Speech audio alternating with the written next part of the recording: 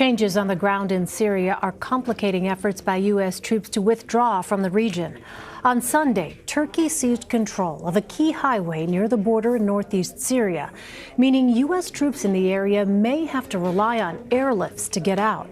Stateside, President Trump's abrupt shift in policy has triggered a growing bipartisan backlash.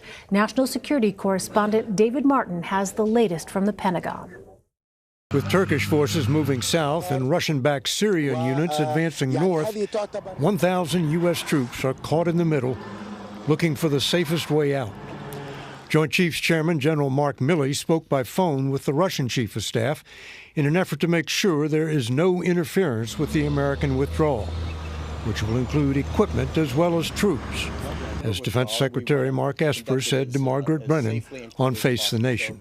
We want to make sure we deconflict a pullback of forces. We want to make sure we don't leave equipment behind. When the withdrawal order was issued, U.S. troops were strung out across northern Syria from near the Iraq border as far west as Manbij. The most exposed units are being pulled back to larger bases that can be better defended. Kobani, near the Turkish border, has an airstrip which can handle everything from helicopters to jet transports and has served as the logistics hub for the now defunct alliance between the U.S. and Kurdish fighters in the campaign against ISIS. If the withdrawal goes according to plan, it will take 15 to 30 days, moving out equipment first and then people. President Trump has blamed the upheaval on Turkey and its President Erdogan. Today, he announced he will impose sanctions on Turkey and is fully prepared to destroy Turkey's economy. His Republican ally, Senator Lindsey Graham, said Congress would pile on with more. We're going to break his economy until he stops the bloodshed. CBS News national security correspondent David Martin joins me now from the Pentagon. David, today Vice President Mike Pence said that President Trump spoke to President Erdogan of Turkey and secured a, quote, firm commitment not to attack the Syrian town of Kobani. From a tactical perspective, why is that significant? Well, Kobani is located right on the border with Turkey, but more importantly, outside the city of Kobani, there is one of the major U.S. bases that has been built up over the last 5 years of supporting the battle against ISIS. It has a huge runway that can handle even jet transport aircraft, and they fly in there regularly every day, bringing supplies in.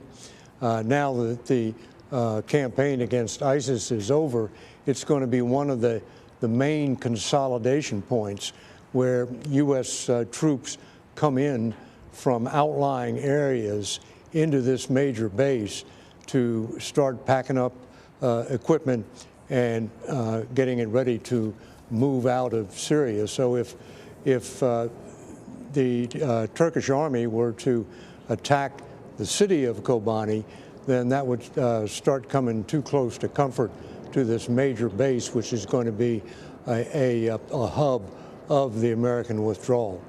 So, David, taking a step back, does this decision to withdraw leave the United States with any leverage in the area? Well, not really. I mean, it certainly it no longer has skin in the game, and that's always sort of the primary requirement before you can claim to have some say at whatever political solution is reached. What is going to happen next is that these U.S. troops are going to withdraw into Iraq. Some of them will probably remain in Iraq, and from Iraq they could go back into Syria if they saw any evidence that ISIS was beginning to reconstitute itself and once again seize territory. But whatever happens to this follow-on operation, I think it is safe to say that the campaign against ISIS, as we've known it for the last 5 years, is basically over. Well, David, now that the Kurds have apparently partnered with Damascus, is it clear who will have the greatest opportunity to gain influence over the region? Well, of course, the main backer of Damascus is Russia. So now Russia, I think, is becoming the main player in Syria. The U.S. is going to be out. It will not have boots on the ground. Russia has boots on the ground. Russia will be flying in the air. Russia will be supporting Syrian units as they try to move north and east.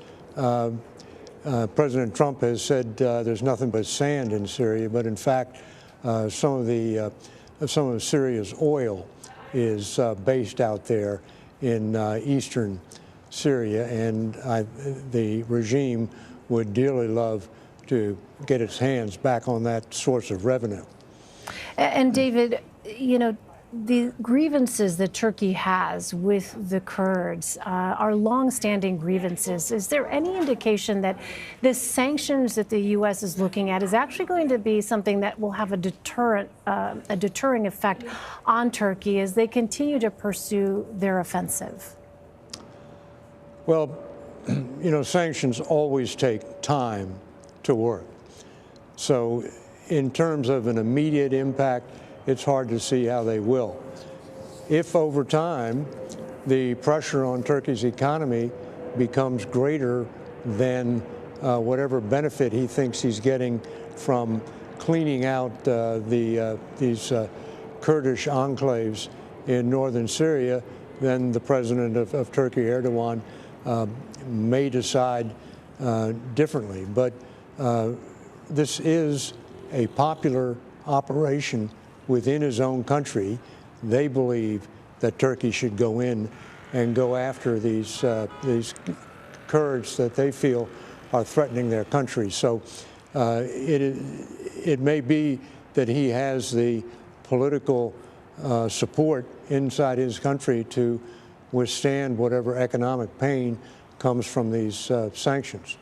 All right, David Martin at the Pentagon for us. David, thank you very much. Sure thing.